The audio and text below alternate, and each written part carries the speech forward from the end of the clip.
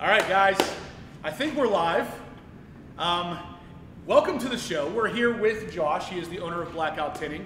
He's going to actually take it away, and we're going to talk a lot about why you guys are washing your cars incorrectly. As you guys know, I do a lot of really just car maintaining, but most of the times I bring him to him because he really knows how to wash it correctly, how to detail it correctly, and make it look as good as it possibly can.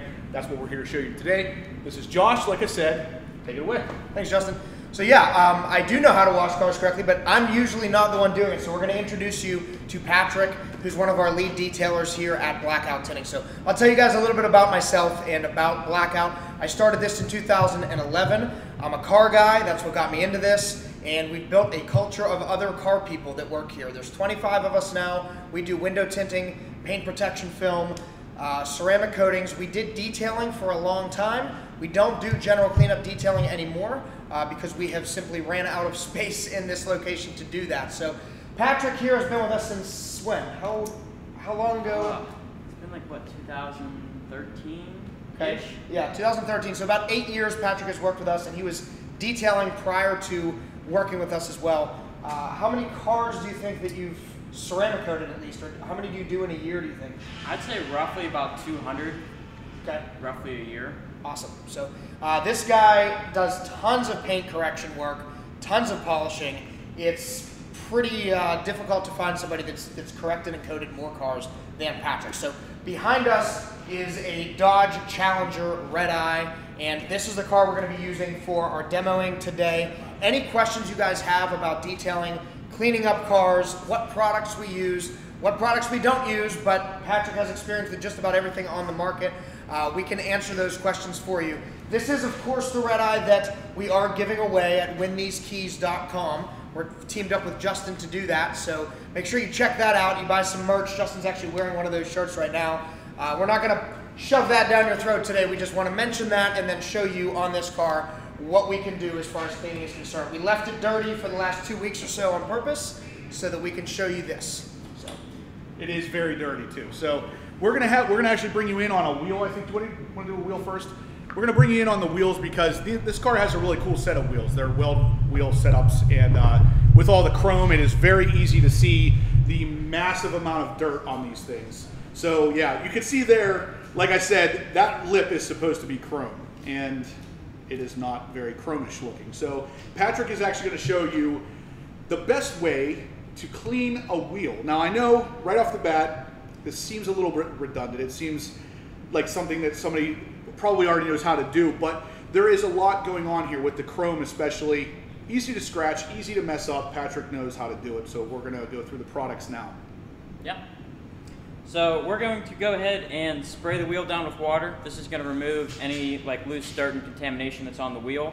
After that, we're going to spray the Griot's Garage Heavy Duty Wheel Cleaner on there, which is an amazing product. It really helps with breaking down the brake dust and dirt and chemicals and things like that are on the wheel, and also adds that nice lubricity with your wash mitt or wheel mitt, whatever you like to use for cleaning wheels. And then we will go ahead from there.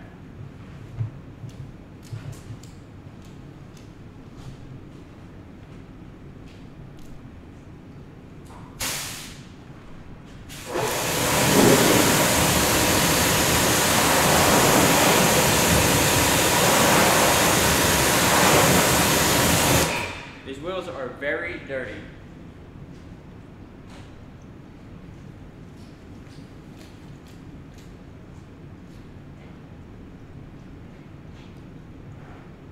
All right, guys, so as we're doing this, as Patrick's washing the car, I'm going to open up the questions here. Ideally, what I want to have happen here is I want all you guys to actually be asking questions pretty actively to basically make sure everything we can possibly cover is covered here. Now, it's not every day you get access to the professionals like this, so if you have any questions, if you want to try to save yourself some money and do it yourself, this is where you can literally ask the detailers themselves how to do something specific, and we're going to show you on an actually dirty car. So leave your questions in that chat. We will definitely get all of you guys answered. So Patrick, after you spray the wheel cleaner on, how long do you generally leave it sit? Usually I let it sit for anywhere between 2 and 5 minutes. The biggest thing is going to depend on the climate that you're working in and the environment. And obviously the biggest no-no is never spray wheel cleaner on a wheel that is hot or warm. Like if you just drove your car, let it sit and cool down for a little bit before you spray the wheel cleaner on there, because there's the potential possibility that you can actually damage and ruin the wheel. So we'll let that sit and dwell in there for a little bit. You can kind of see on the rotors in the back and the barrel, you can see all of the brake dust and dirt being broken down. As with nice thing with the heavy duty wheel cleaner from Griot's is it turns everything purple, so you know the product is working.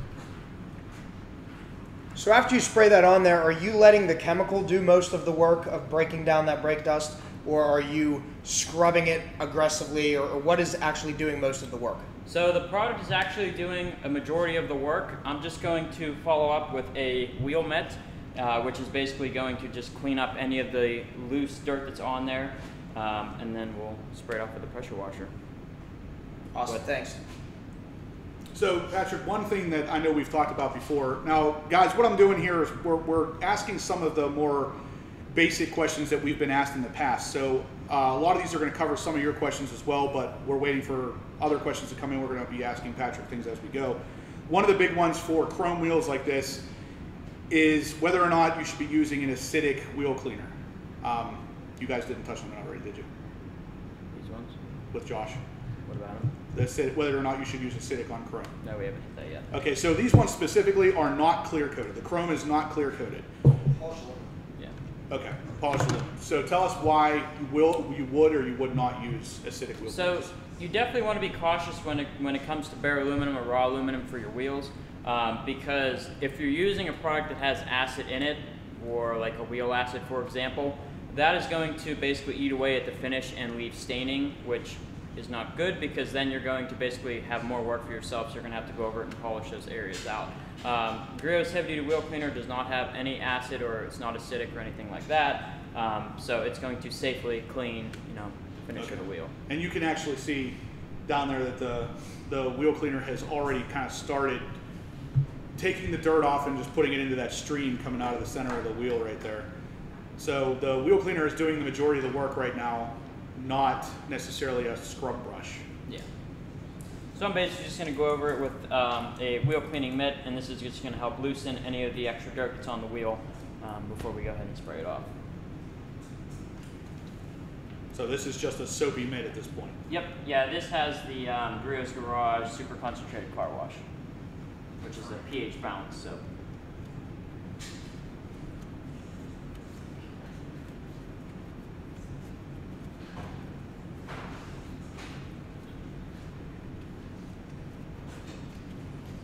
So while he's doing that, guys, we're also going to be going over the top 10 mistakes that we think people make when washing their car. So as he's washing this and you guys have your questions, we're going to sort of sprinkle some of those mistakes in there too. So we'll let you watch him clean this for now, but bring that to you soon. These wheels are very dirty.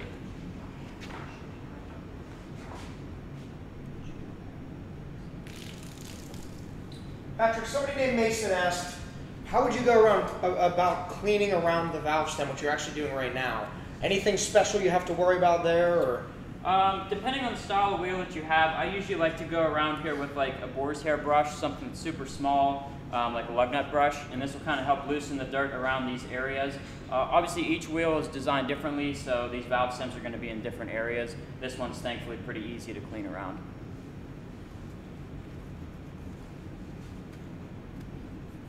Do you happen to have a lug nut brush with you? I do have one, but it's kind of frayed out, so it doesn't look like a legit good one. There might actually be one in that cabinet there. I think a black handle or red handle. I will check. So guys, for those of you wondering, right now we are actually in the detail wash bay at Blackout Tinting. So if you were to bring your car here to have it cleaned or typically expelled or ceramic coated, this is exactly where that would be happening. So we're legitimately in the detail bay washing this car on camera for you guys to kind of go over the mistakes and what you're not supposed to do. But There is actually one other surprise coming in this video as well. We're going to touch on that in 1 second after Josh starts talking a little bit about the common mistakes that most people make washing their cars. So again, you can clearly see the dirt just spilling out there at the bottom of the wheel. For the most part, Patrick really didn't do a lot to break his back as far as cleaning this. The product did most of the work. He did use a brush on it for a second with very, very little actual pressure. So the brush did the work in conjunction with the actual product. One note on those wheel brushes. Did you use the barrel brush? I did, yes. So I want to show you guys something on these briefly. We love these brushes. We use them a lot. This tip, this is a rubber tip, and it's starting to do it on this one. So you have to be very, very careful. If you have one of these, every time you pick it up, make sure this rubber tip is still intact, because if this is not, and you have exposed metal here, you will scratch the heck out of a wheel. Don't ask me how I know that, but you will scratch a wheel. Another great alternative to the wheel barrel brush is they actually make Microfiber Madness makes it. It's basically like a microfiber wand that you can use for cleaning the barrel of the wheel. They are a little bit pricey, but again, you don't have like a rubber tip at the end like that where there's the possibility that it can break off and scratch your wheel or damage your wheel. Is that more of like a fabric brush? So it's basically like a microfiber wash mitt in like a rectangular form at the end of like a stick. Okay. Hey Patrick. Yes. When you're finished cleaning, do you recommend putting a wax or a sealant or a ceramic coating, or what would you like to use on the wheel surface after cleaning?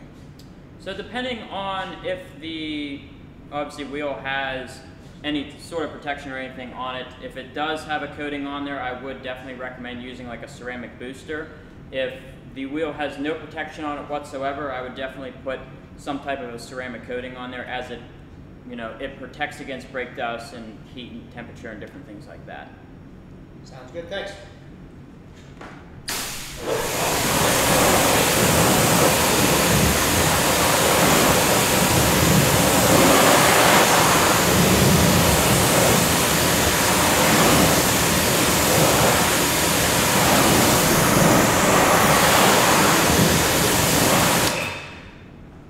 Well, that looks a lot different than 2 minutes ago. Much better. Do you normally start with the wheels? So I usually do an initial rinse down of the entire car, so the paint and the wheels. Obviously, there's a lot that goes into effect here. Is the vehicle inside or is the vehicle outside? If the vehicle is inside or it's cool outside, I will do the whole rinse down process. But I always do clean the wheels first, since that is usually the dirtiest part of the vehicle. And then I move on to the paint from there. But the biggest thing too is to have separate buckets. So we basically do a 3-bucket method.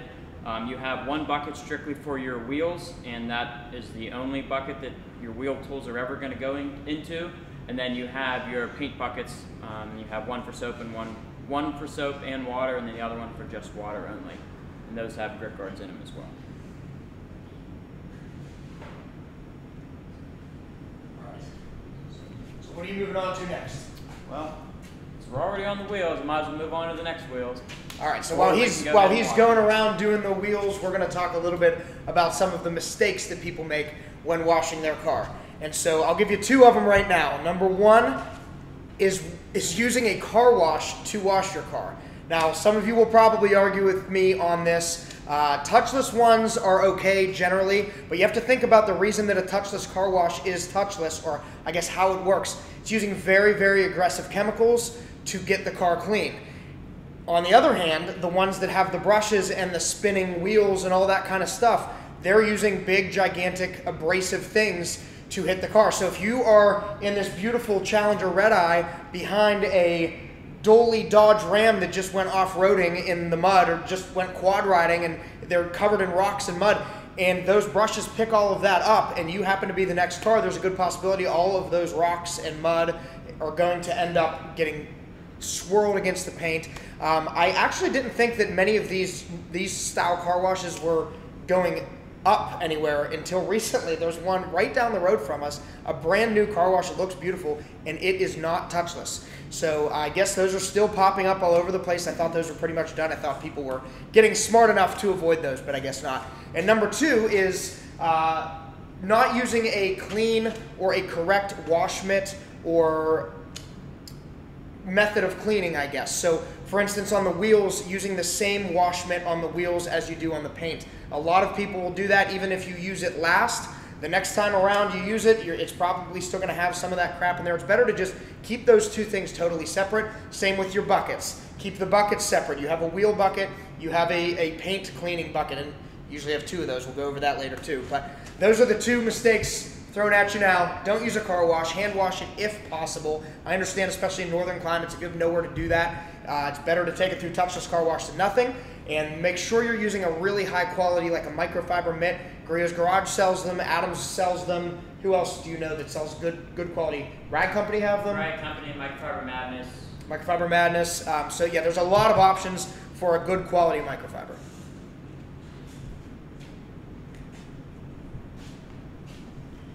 All right, so we're just going to skip the other wheels? Is that what you're thinking?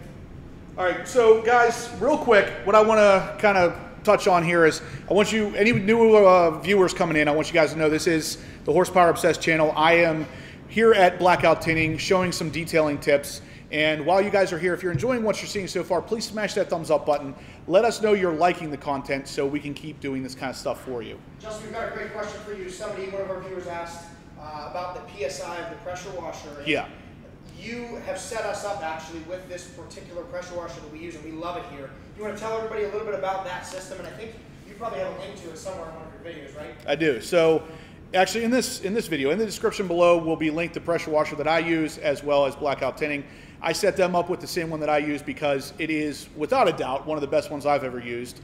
The PSI on the unit itself is somewhere around 2,500, but if you set it up the way that I did, it actually is putting out around 1,000 PSI out of the actual gun. Now, the way you want to do that, I actually have a dedicated video on this, the setup of the pressure washer. You want to use a specific nozzle on it that cuts the pressure down a little bit. So it's not great. It's not a great idea to go all in on your car with pressure. You know, there's some pressure washers out there, especially gas-powered ones that can hit like 5,000 PSI. That's really not what you want to do on your car's paint. But with this particular one, it's an electric pressure washer, and you would just use that special nozzle, which will be detailed in the video. It's not in the description yet, but it is on my channel. If you just search, it is an AR Blue Clean 630 TSS Hot. And the nozzle you want to get will be from MTM Hydro, and it is a 4.0 nozzle, and that will reduce the power down to about 1,000 PSI. It's really good for washing, but it's not dangerous on your paint, which is kind of a compromise you have to make. You got to walk that fine line where it's not going to be a problem. I did see we had a question in there about ceramic coating in the cold. I'm going to let Patrick answer that one because he's the professional. From Darren Nielsen. Address Darren Nielsen is the one that asked. Ceramic coating in the cold, is it something that you can do? So the biggest thing, Darren, is temperature for ceramic. Ceramic only likes to be installed, you know, if you're anywhere between 65 and 80 degrees. So I do not recommend coating your car in the cold. If you can get into a warm climate, like a warm heated garage, or get a garage where you can put space heaters in and kind of warm the area up, that's basically when you're going to have the best application for a ceramic coating.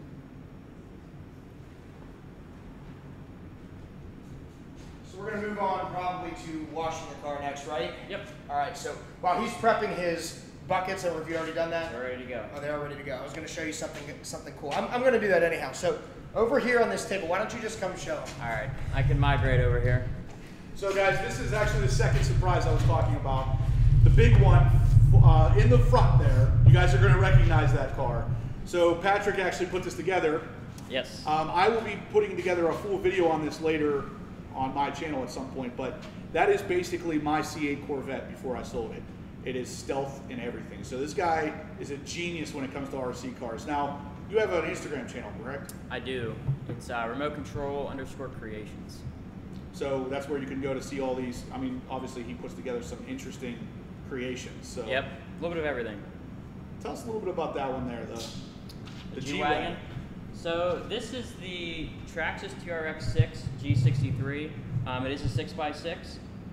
It was like a metallic white when I got it, and I wanted to kind of switch it up a little bit, so I basically took everything apart off of it, and I actually vinyl wrapped it in 3M satin khaki.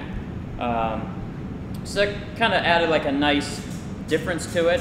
And then after I wrapped the whole thing, I kind of did a couple little cosmetic pieces on it. So I put, a big push bar on the front. That way when you're going like rock crawling, you're not scuffing up the front end or ruining the lights or anything like that. I did a 3D printed grille in the front with the Brabus emblem, and I put on a aluminum roof rack, and then I painted the rear roll bar in satin black to match kind of like the rest of the satin black flare going on. And then the biggest thing was using automotive headlight tint on the roof lights.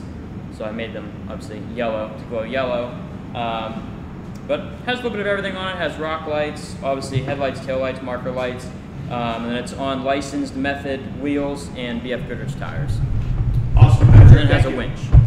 So basically, guys, it's interesting because regardless of the scale of the car, a lot of these things are the same. But we're going to jump back over to the Challenger and get into the actual wash method here. This is what most of you are here for: how to wash your car without introducing any kind of swirls, scratches, or anything along those lines.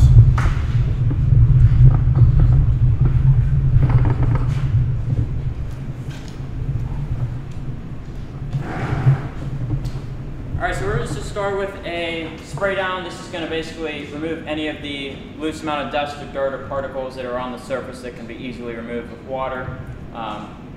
Yes, the entire car is ceramic coated, and I believe there is paint protection film on the full front clip. So the hood, the fenders, front bumper, fender flares, and the mirrors have film on them.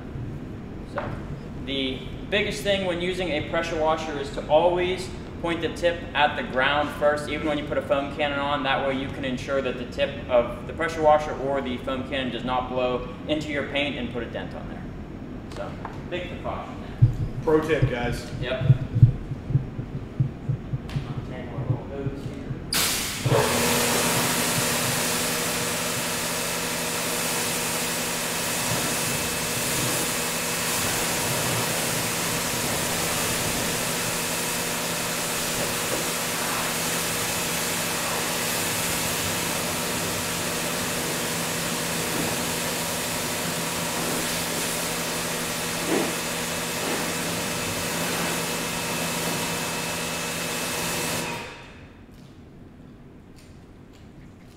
See how much easier it is to clean a car that is ceramic coated versus a car that has no protection on it.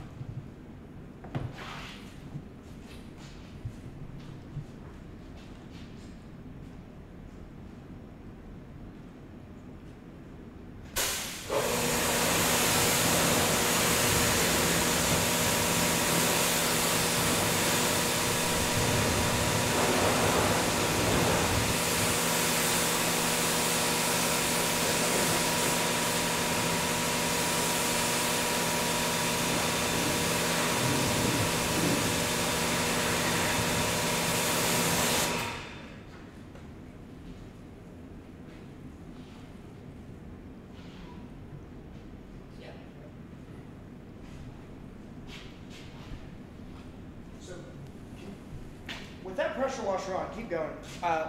I'm curious if you guys can hear me with that on, because if you can, I can sort of explain a little bit about what's going on there. It's tough to test that. So go ahead and try that. Let us know in the comments. Can you guys hear me as I'm talking with the pressure washer in the background? I'm looking at my comment people over there. Dino, you can hear me? Crystal clear? Beautiful. All right, so keep doing your thing, Patrick. So what was that last question that we had from Samson? Samson asked, many people own tall trucks that use long handle, soft bristle wash brushes. Do you think that those are safe? Gotcha. So that's a really great question, and I think that there's probably a lot of variables there. If you have a really, really high quality one, I know people will use boar's hair, which won't scratch paint.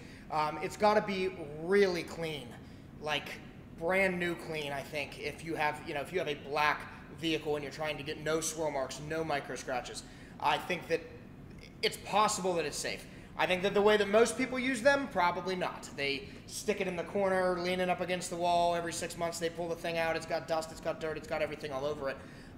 In that case, you're probably going to introduce some swirl marks and scratches. Now, if you're somebody that thinks that we're crazy and that you should just wash a car with a wash mitt and with your mom's dish towel or whatever, then this is probably not the video for you, because we are a little bit OCD with cleaning cars and washing cars, and pretty much everything that we do when washing a car, we understand is introducing the risk of very, very minor scratches. And that is what we're trying to avoid. And when we said you're washing your car incorrectly, that's what we're talking about. Most people are washing their car in a way that's going to introduce those small, light scratches. So Patrick is going to demonstrate the best way to do that without introducing those scratches. Number one, he rinsed it down. Number two, we've got a foam cannon hooked up here to the pressure washer. This does not have to be done. You can do whatever you do. This doesn't have to be done with a pressure washer. They do make foam cannons that go on a regular hose, and a lot of them work very well. Usually we'll get a thicker coat of foam from a pressure washer. That's why we prefer to use that, and also it's more efficient. It's a little bit quicker. Obviously, we're here to make money as well as do it right, so that's why we like to use pressure washers. And people ask us a lot if that's a special type of soap that foams, and it's really not. There's not a snow foam kind of soap. There are some companies that advertise that, but it's unnecessary. You will find that some soaps will have more suds than others. For instance, the Griot's Garage ceramic soap, which I'm actually looking at right here. I love this stuff. Really, really, really great product. If you have a ceramic coated car, this is excellent to use on it. It constantly replenishes that top coat, basically makes it even more hydrophobic, but this does not suds very much. So, is that leaking? No. So guys, one thing I wanted to mention is that all of these products are going to be linked in the description down below. So what he just pulled out, that ceramic wash and coat, is one of my favorite products as well. I use that a lot in my garage. Griot's actually recently sent me a bunch to test, and I love it. It's some of the best stuff ever. And one of the big ones I wanted to touch on is, because I've actually been asked this question. I'm not necessarily a detailing professional, but I've already verified this with the detail professionals. A question that came to me from a friend of mine was, why do you really use soap on a car? And I mean, the way he worded it to me was, he was under the impression that the soap helped basically dissolve or get rid of the dirt. And while that is kind of what it's there for, the biggest reason you put soap on the car, especially in this method with the foam cannon, is it acts as a lubricant on top of your paint. So you're not taking that dirt and grinding it into the surface. It's literally lifting it off of the surface, and then you're wiping it away. So basically, the soap is really there as a lubricant. It's not so much there as something like how you would use soap to wash your body. It's not the same thing for a car. You literally want it for just lubrication. And like I said, the Griot's Garage products are some of the best at that, as he's demonstrating here in the background. So one thing I want you guys to see is, Patrick, notice where he started washing the car. That's actually a really crucial step to this. Patrick, where did you start washing the car? Started on the roof. Why? Because that is the cleanest area on the car, since it sits up higher. Obviously, when you're getting down to your lower parts of the vehicle, those areas are going to be a lot dirtier than your top panels. And also, gravity is going to be helping to wash all of that dirt down. If you're picking things up from the bottom, it's already being washed down, and you're dragging that up onto the roof and the pillars and the windshield and the hood, and you don't have paint protection film, you're going to be introducing scratches. And I say if you don't have paint protection film because, like the front end of this car does, even though you can't see it, we've got Stealth on the hood, we've got Ultimate Plus on the fenders and the fender flares. This particular film is very thick, and it has a self-healing top coat, which means you could be pretty bad at washing your car and skip some of the steps that we're telling you are important if you have a car that's fully wrapped in paint protection film and really not notice those effects. So Justin's car is a prime example of this. Not that he doesn't know what he's doing when he's washing his car, because he does, but it is black on black, and that thing, if you've ever seen it in person, is gorgeous. It is perfect paint. It's also completely wrapped in paint protection film. It's inevitable that with a car that black and that polished, you will see micro scratches no matter how good you are at cleaning the car, and then eventually you have to polish it. You've had film on that car for what, 2 years now? Yeah, and honestly, I've been wanting to say this on camera for a while. I've told a lot of people this in person, but whenever I first got the car, I brought it up to Josh to do just the front clip, because the front of the car takes a lot of rock damage as well as the rear quarters. That's all I had done, because that was the high impact areas, and I thought, you know what, that's probably enough. One day I was washing the car, I had it loaded up with foam, the car was barely dirty, I was washing it exactly how you're supposed to, and as I was washing it, I was noticing on the rear hatch where I didn't have any paint protection film, that little scratches were getting introduced into it. So I was like, I'm doing everything right, and I can still see these little scratches that if you're not 100% perfect, it's gonna happen. So I ended up bringing the car back up to Josh and having him just put XPEL on everything. That way I could be a little bit more lapsadaisical, I guess, with washing the car. I didn't have to follow these rules as closely. But if you wanna keep your car without paint protection, you literally have to study this stuff. It is an art. It is an art form. Every time I come up here and I watch these guys do any kind of installs or any kind of details, you're literally watching interactive art, because they're just taking a car that sometimes can be totally beat. The paint is just thrashed, and they go through and they polish it back to perfection. It really is something to behold. But I actually talked to Patrick earlier, and I was mentioning to him that I wanted to talk a lot about the difference in washing on the front where there is XPEL and on the rear where there's not, because there is a giant difference in the way you have to be much more cautious in the rear than you do on the front because of that XPEL, like I was saying. But yeah, let's let the professionals take over. So Christopher asked us about a clay bar. Do you rub a clay bar on the paint? And we absolutely do use clay bars. They're a really, really great product. For those of you that don't know what that is, let me show you. So these have been around for a long time. This is nothing new. And it is literally a bar of clay. It's soft, it's moldable, just like any other clay would be. And the purpose of this is to remove small contaminants that are embedded in the surface of the clear coat. And if you run your hand over your car while it's wet, make sure it's clean when you do this. So after you wash it, you run your hand on it, and you can feel that it's still kind of rough. Not quite like sandpaper, although in some cases we've had some cars that feel like 80 grit. But you rub your hand on it, it's kind of rough, and no matter how many times you wash it, that roughness doesn't go away. That's what the clay bar takes care of. Now, with that being said, you do have to be a little bit careful with a clay bar. We're not going to demonstrate this for you today because this is more of like a full detail kind of thing, not just a car wash thing. But since Christopher asked about it, we'll talk about it. This literally is going to get put down on the paint and rubbed back and forth, not a circular motion, but we're going to be going left and right or forward and backwards with this. And you'll see that it will start to sort of turn gray and black, and that's it removing the contaminants. And when you rub your hand on it, it will be super, super smooth. I say you had to be careful because if you pick up any type of debris in this, any type of sizable debris whatsoever, you can put a pretty gnarly scratch in paint. If you drop this on the ground, throw it in the garbage. Don't think that it's okay. If you picked up a little pebble, it will scratch. And even if you do everything right, you still may put some really minor micro scratches, because remember, you're removing contaminants from the clear coat. They're going to end up in this clay bar, and you might sort of drag them around. Those can usually be polished out, so we will use this like in prep work for a ceramic coating when we know we're going to be polishing the car before it gets coated. But that's a great question, Christopher.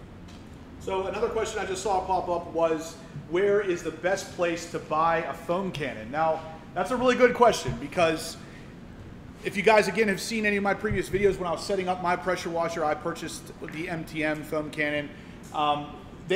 Here at Blackout, they use these foam cannons so often that they're just constantly going through different ones. But the one that I would recommend would be the MTM foam cannon, which is in the description below as well if you wanted to click on that, and it's on Amazon.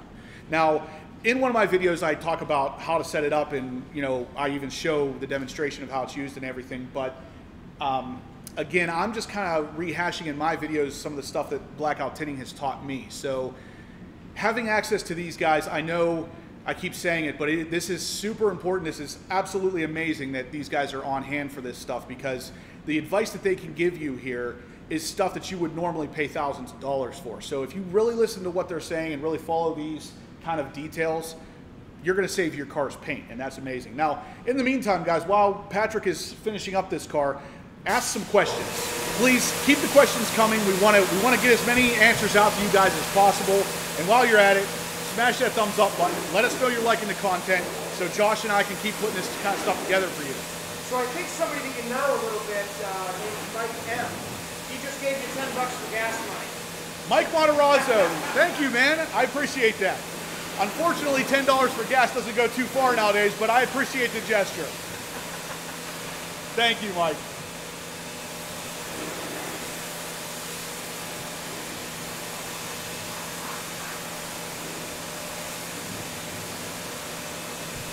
So actually, one more thing I wanted to talk about real quick. I'm not sure if Josh mentioned this earlier, but with him using a pressure washer, the pressure washers make it a lot easier to do what's being done here, but you don't have to use a pressure washer. If you have only access to a garden hose, you can use that as well, and it's still going to get pretty much as good of a job done. This just makes it a little bit easier and a little more convenient.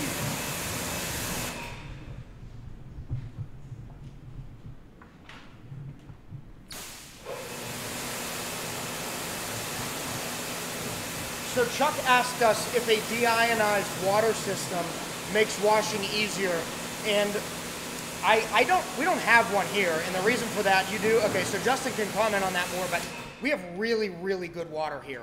We had it tested when we moved into this building. Extremely soft, there's like nothing in it, so we don't need it, but Justin, you have some insight in that? Yeah, so again, in my pressure washing setup video, I show a tank that I got called No Spots Pro. I believe it is linked in the description below as well.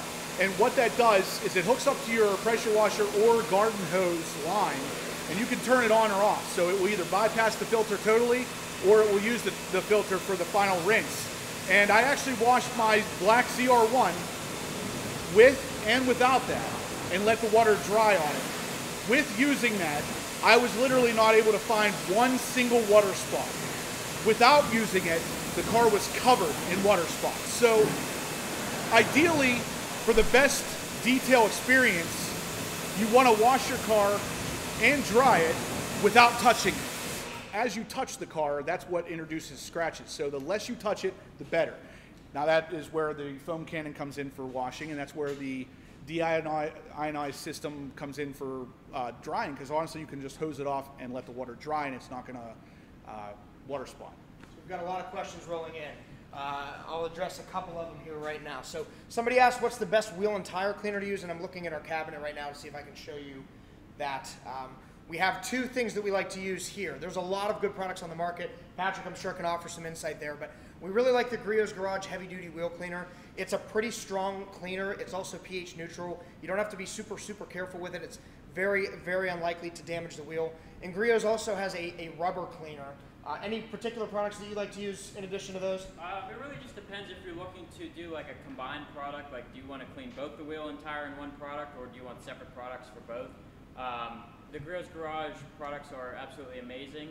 If you're looking for a combined product to do wheels and tires, wheel wells, rubber floor mats and things like that, I would take a look at the P&S Brake Buster.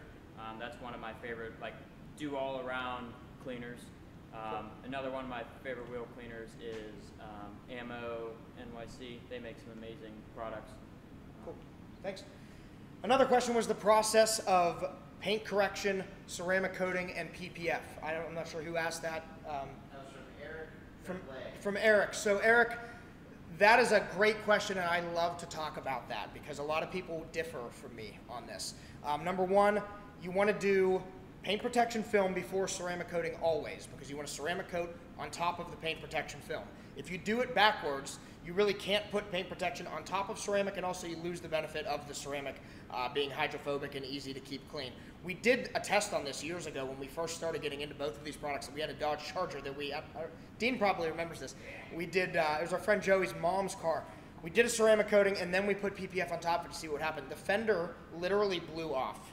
The film, like, I got a message a couple days later of a picture of it. The fender was halfway ripped off of the car. Not the actual fender, the paint protection on the fender.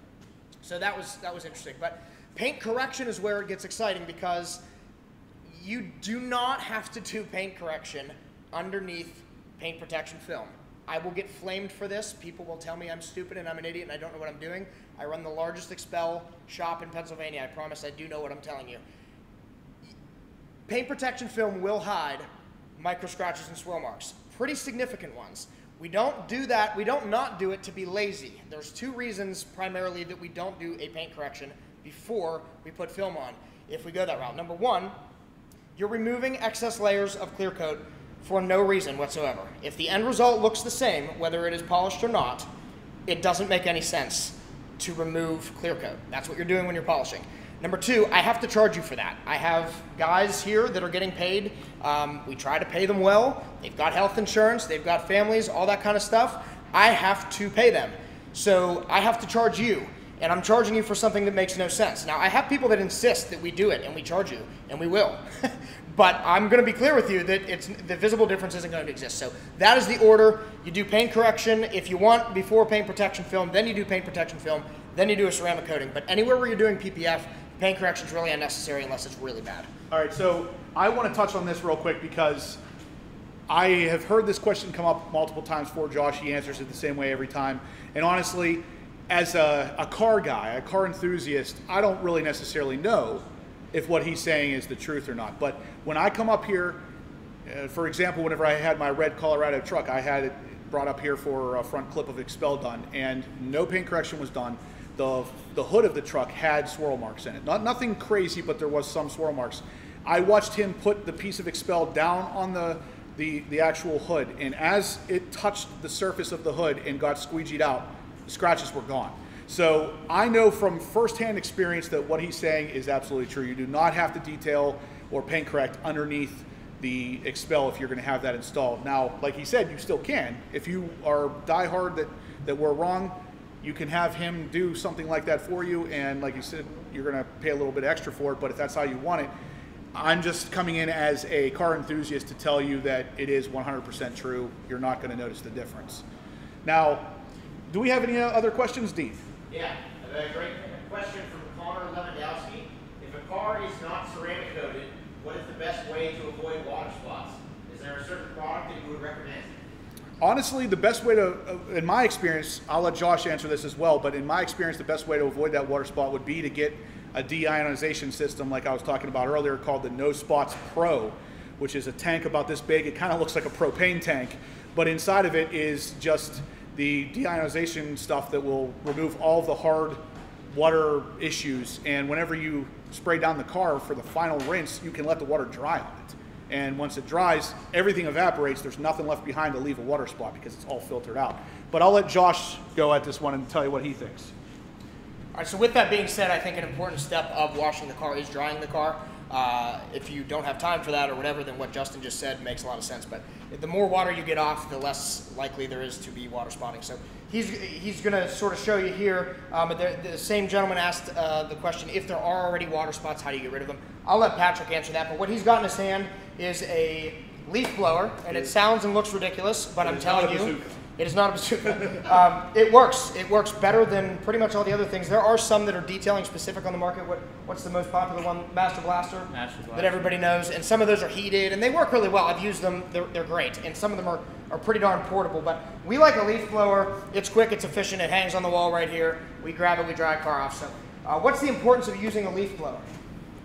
So the importance of using a leaf blower is obviously if you're going to be drying a car, you don't want to be doing it on like a gravel driveway because you're going to have any sort of dust and dirt that's going to be sucked up into this thing and it's going to be pushed straight out onto your paint. So instead of blowing the water off, now you're blowing dust and dirt back onto the surface, which is again inducing more scratches. So what's the purpose of using air to dry a car as opposed to something like this drying towel, which by the way, that's what we're going to use in a second, is this drying towel, mostly because this is going to take a little while and it's loud and it's annoying, and I'm sure you guys don't want to sit at your computer and listen to a leaf blower.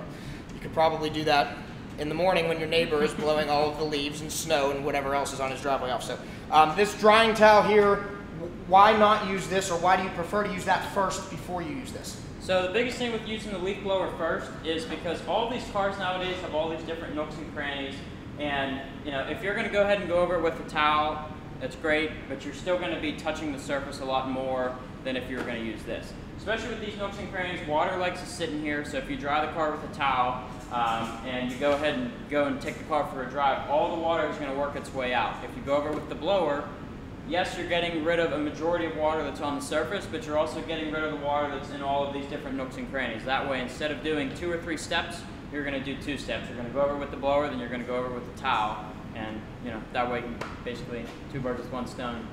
I'm sure you've all washed your car and then taken it down the road, and 20 minutes later there are large streaks from your taillights and from your mirrors, and they've now dried on the car and they're ugly, and now your freshly washed car doesn't look that good anymore. This helps eliminate that. We get the water out of those cracks now. Want to go ahead and dry it off for us, Patrick? Sure. I'll take the leaf blower. Control leaf blower back.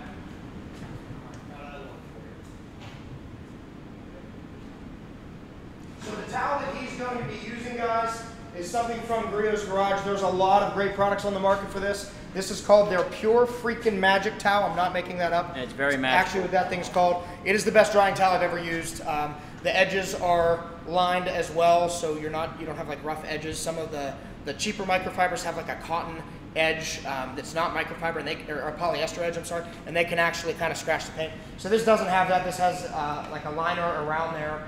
And it's just a really, really absorbent, really big towel. You can dry probably 1 whole car with that, right? 1 whole car and then some. Yeah, so this is not a cheap towel. I want to say this thing's like 40 bucks, yep. Which is sort of a sticker shock for a second because it's a towel. But this is not your mom's dish towel. It is much softer. It is designed specifically to dry your car without putting micro scratches in. Josh, Eric asks your thoughts and opinions on ceramic coating the wheels and brake calipers. Yeah, so coating the wheels and calipers, that's something that we love to do here. We do it on every single ceramic coating that we do, pretty much, unless somebody asks us not to. So we'll take the wheel off, we clean the heck out of it, we polish it, we do whatever we need to do, coat the whole barrel, coat the whole exterior, coat the brake calipers. I don't see any downside to it whatsoever. The wheels on all of my cars are coated. My Porsche GT4, they get a ton of brake dust. I don't have carbon ceramics on that car. They're steel brakes and they make a lot of dust, and they clean right off. And when they're dirty, it doesn't seem like they're beating water or the coating is working very well. You rinse it off, you hit it with some heavy duty wheel cleaner. A couple minutes later you rinse that off and it's like a freshly coated surface, like you just waxed them. So it's pretty awesome. Another question from Tony is, do you use a waterless wash in between washes? And can you put ceramic spray on top of an already professional ceramic coat? 2 awesome questions. Yeah. I'm glad he asked that one, the waterless wash one, because I was going to address that a little bit actually. I don't love waterless washes. I think that unless the car is a really, really lightly dirty surface, like it sat in the garage for 3 days and you haven't driven it, really. There's some great products out there that do it pretty effectively. I'm sure there's videos out there that will show, I've never done any testing. We always wash cars. It freaks me out to be using that little of liquid basically to lift the dirt from the surface. Again, we have some here right now. We have the Griot's Garage Spray-On Car Wash. I think people read this, spray-on wash, spray-on car wash, and think that if their car is filthy, they can use this without scratching it. It's simply not true. Now, if you have a daily driver and it's not something that you're looking at under high-powered LED lights, yeah, maybe it makes sense to do that. The other question was what the coating. So again, another product, the ceramic 3-in-1. Yes, we use this on top of professional grade coatings all the time. There's a bunch of these now, like a ceramic booster kind of thing. We are a big fan of these. A good professional grade coating really shouldn't lose its hydrophobic effects, at least for a long period of time, especially if you do maintenance washes frequently. But if it does, this helps bring that back to life a little bit, and it's just all around a really good product to help keep the car clean. The other thing is, believe it or not, my dad's one of these people. He likes to clean his car and likes to, enjoys that time with his car. It's sort of therapeutic to some people. This sort of fixes that, because if you get the car polished and coated, you don't wax it anymore, you don't polish it anymore. There's a lot of that, like, sort of hobby part of it that might be taken out of it. This sort of fixes that, keeps you busy, I guess. All right, guys, so on the waterless wash comment, I feel like I have to jump in here, because shortly after I got my ZR1 and I had Josh do some of the work to it, I started thinking about the same kind of thing. It's like, do I really want to spend 4 or 5 days a week washing my car just so I could take it to a car show or drive it around and have it look good? Or in between, can I just spray it down with something and wipe it off real quick? I did a lot of research on this. I researched all of the products that I could find that actually says waterless wash in the title. And ultimately, I came up with the answer of no. you cannot. The best form of washing your car is always going to be wash your car. It's never going to be spray it down with waterless wash and wipe it off and then magically it's clean. Unless, like Josh said, it is a day or two of nothing but dust. Because if you have any kind of dirt on your car, you got to understand, for the most part, dirt is super abrasive, and there's nothing that you're going to spray on that car that's going to allow that to just come right off without also brushing along the paint as you take it off. As far as the 3-in-1 ceramic coat spray-on stuff from Griot's Garage, I use that almost every single time I wash my car, or I'm also using the XPEL Ceramic Boost, which is exactly what it sounds like. It kind of takes the XPEL ceramic coating and boosts it back up again. It acts as a sacrificial layer, so that's kind of almost a protectant to your ceramic coating, which, you know, we could go down a very deep rabbit hole on this, but basically it's not a bad idea to have something on top of that ceramic coating to even boost the hydrophobic properties even further, enhance shine even further, and make your ceramic coating last even longer. So again, guys, a lot of this stuff is coming from me as an enthusiast, not so much a detailer. So what I'm trying to do is give you the information from the professionals, but also back it up with my real life experience, because I'm like you guys. I'm not a professional detailer. And Josh and his crew here, they are. So they have the answers on the detailing end, where I have the experience as the enthusiast. So, yeah. 2 more questions. Number 1, is the guy washing the car behind us single? The answer to that, he's nodding his head. That's a hard yes. That's a hard yes, he is single. That's funny. Thanks for that. We appreciate comments like that for sure. And the other is a ceramic coating worth the trouble? And I guess that is a great question. And I don't know that trouble's the word I would use. And obviously, guys, I'm biased here. We do like 5, 6, 10 coatings a week. If you count both shops, probably 10. But I believe that it is worth it if you are somebody that truly cares about the car and that knows how and understands that there is a care process. It's kind of like buying an expensive watch or a nice engagement ring. This is sort of how I always tell people about this, or any kind of fine jewelry. There is some degree of maintenance that is expected in order to keep it looking the way that it does. You might have to take your watch and get it polished once a year or something like that. Now, you shouldn't have to get the car polished once a year, but if you do regular maintenance washing, we've seen coatings come back 4 or 5 years later that look like the day that we did it, and they've got 50, 60,000 miles on it. And I've asked those customers in particular, what do you do to keep the coating in such good shape? And every single time, the answer is, I just wash it. I hand wash it regularly. And when I say regularly, every 2 weeks, every month, something like that, that seems to be what keeps the coating alive. So is the coating worth the trouble? The trouble being a consistent wash. You got to be the judge of that. If you have enough time to do that, if you really do care about the finish of the car, I would suggest it. What I won't suggest is don't get a coating if you're somebody that thinks that you have a truck and you're going to get it coated and you're going to wash it every 6 months and it's going to look like brand new. It will not. And we're very honest about that when we sell coatings. Obviously, we want to sell you a coating. That's how we make a living. But we're not going to sell you something that is not going to work for you because you don't want to clean the car. All right, so Josh, one other question that just came in that I feel you're probably the best one to answer is, can I install a ceramic coating or apply ceramic coating myself? Do I have to take it to the professionals? Great question. You know, I'm a firm believer that anybody can do anything with enough practice and with enough effort and with enough focus. And yes, you can probably ceramic coat your car yourself. Is it going to be as good as maybe when Patrick does it? Probably not. He's coated, what, thousands, literally thousands of cars at this point. You're probably not going to have the skill set to paint correct as well as we do. I'm not saying you don't. You might. And something, maybe the difference is just that it takes Patrick 10 hours to do it, and it might take you 50 hours to do it, and you might end up with the same result, and that's fine. I think that yeah, you could probably do that. And there's a lot of consumer grade coatings that are pretty darn good. That one that I just showed you, the Griot Ceramic 3-in-1, there's 100 of them on the market at this point. They're good. Are they professional grade? No, but they're good. So I think you can do it. All right, so this next question is one we were actually talking about off camera. Okay. Samson wants to know, is it okay to use a California duster on your car in between car shows? Now, I'm going to let Josh tell you why. Go ahead. I'm strongly opinionated about California dusters. a lot of people use them. A lot of people swear by them. My dad had one hanging in the garage my whole life. I think he still probably uses one. If you're watching his dad, I'm sorry. I hate them. You're taking a dry item and wiping a dry dirt across it. I think that it's going to scratch. I think that most professional detailers would agree with me on that. If you care that much, there's a fine line here though. Like the stuff that we're telling you to do, if you don't even see those scratches that we're talking about, then you probably don't have to worry about this.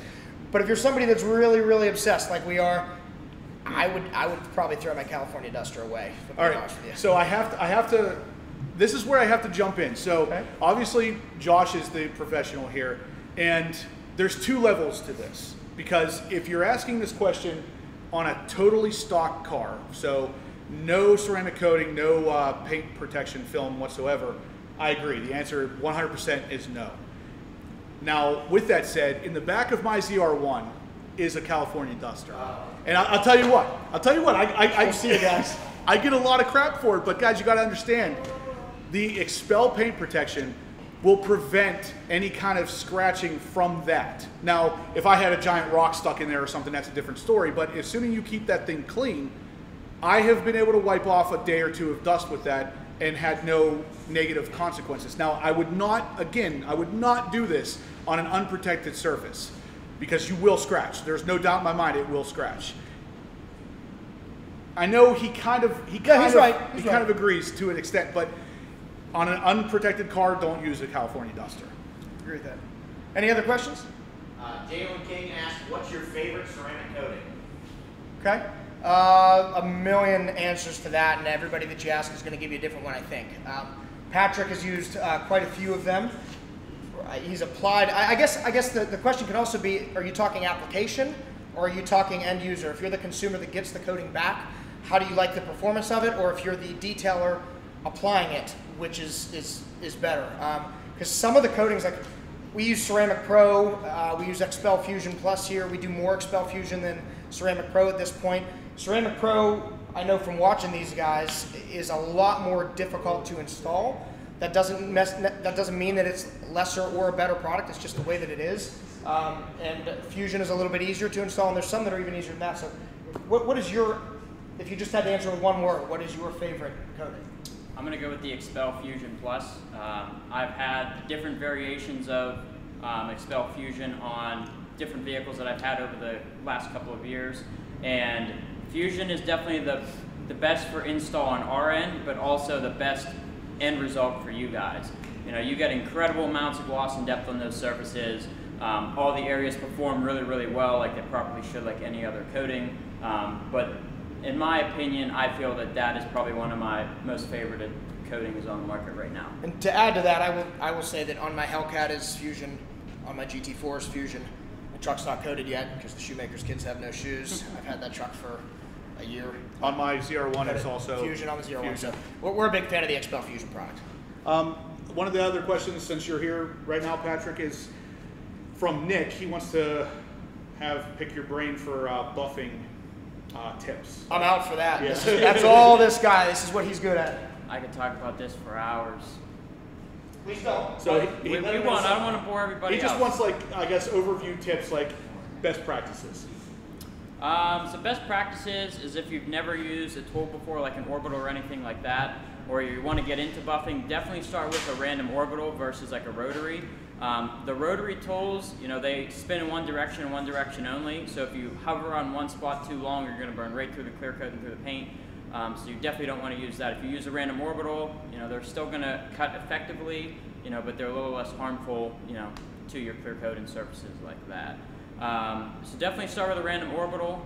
If you don't have any, you know, polishing or buffing experience whatsoever, start playing around with different foam pads and compounds. I will say the Grillo's Garage does have a really nice setup when it comes to their compounds and polishes, because they kind of have everything hand in hand. Like their fast correcting cream, you know, it says on there to use it with a white fast correcting pad, which is like a super dense foam pad. So that would be used for heavy cutting, so you could use that, or a microfiber pad, or you could use a correcting cream, which is almost like a hybrid between a compound and a polish. and you can use that with like an orange pad. So All right. I would kind of go, play around with different pads and polishes and things like that. So while you're up there, Patrick, I want you to also answer this question, and that was, do you have to paint correct before ceramic coating? Yes, definitely want to paint correct or polish before any coating is applied to the vehicle whatsoever. If you do not, you're basically going to seal whatever finish you have on the vehicle in. So if you just bring the vehicle in, wash it, clay it, decontaminate it, dry it off and prep it, and you're just gonna set a coat right over that. However the vehicle looks, that's how it's going to look after the coating is applied over it. Okay, so Connor asks about removing water spots. What's the best way to remove a water spot? So depending on, there's a lot of factors that go into this, but depending on, how long the water spot's been on there, how serious is it, there are chemicals out there on the market you can use to help kind of break down those water spots. I know that CarPro makes one, I'm drawing a blank on what it's called right now, but CarPro makes a really good water spot remover. If a chemical doesn't do anything like that, then you'd want to step into a polish. It'll kind of break it down or heat it away. Nick asks, what's the best technique and rags for cleaning windows? Cleaning windows, that's a great question. Let me actually grab one of the window towels that we have here.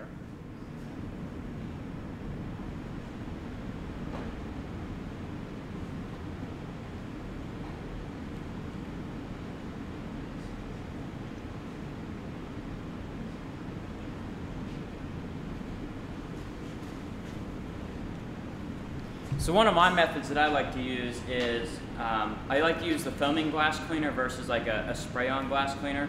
So I will put like a light mist over the window with this, and then these are just a basic microfiber towel. I believe they're like a 265 GSM from the rag company. So I'll wipe over with this, kind of just clean off all the heavy dirt. And then these are actually window cleaning specific rags. You can actually get them from the rag company as well.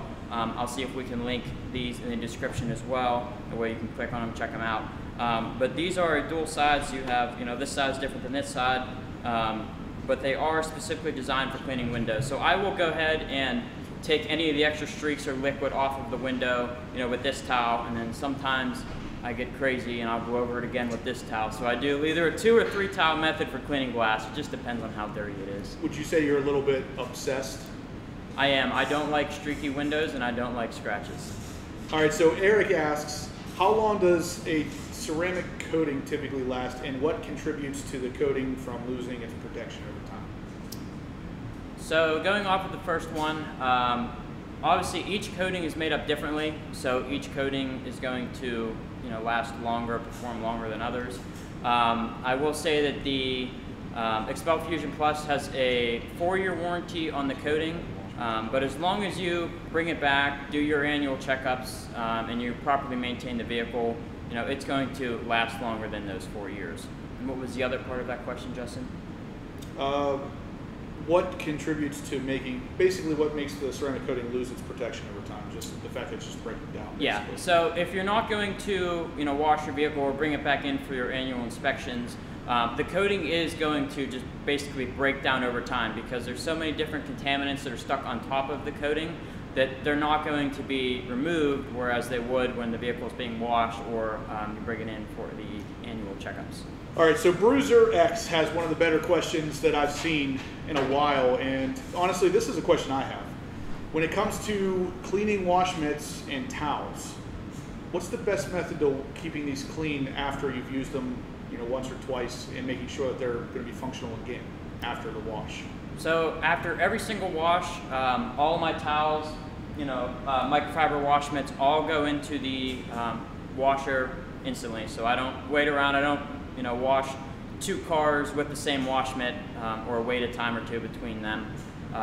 But I always put them in the washer, and there's a bunch of different rag cleaners and things that you can use. Like I think you can get one on the rag company called Rags to Riches.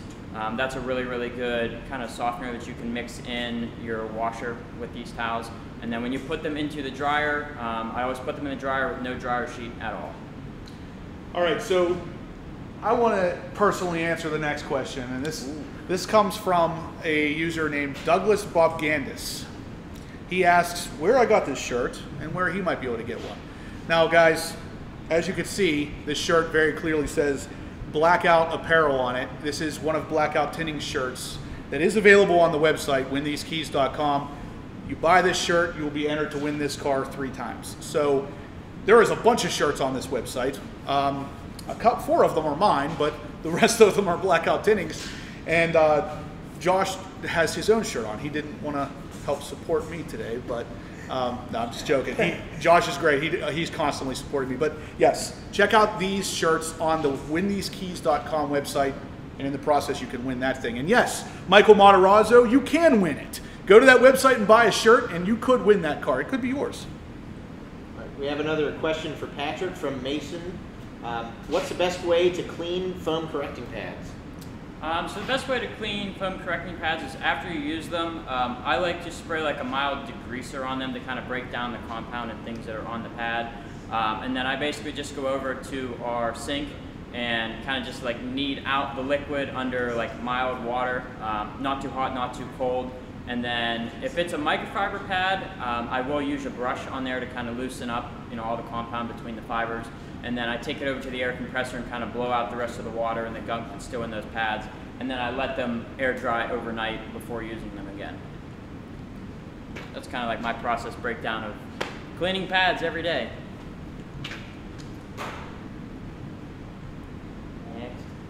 So one of the other mistakes that people make when washing the car, we actually touched on a lot of the 10, using the same wash mitt for the wheels and the rest of the car, washing from the bottom up, wiping the car dry to try to get dirt off. We touched on all that stuff. But the one thing that we didn't really talk about is the 2-bucket method.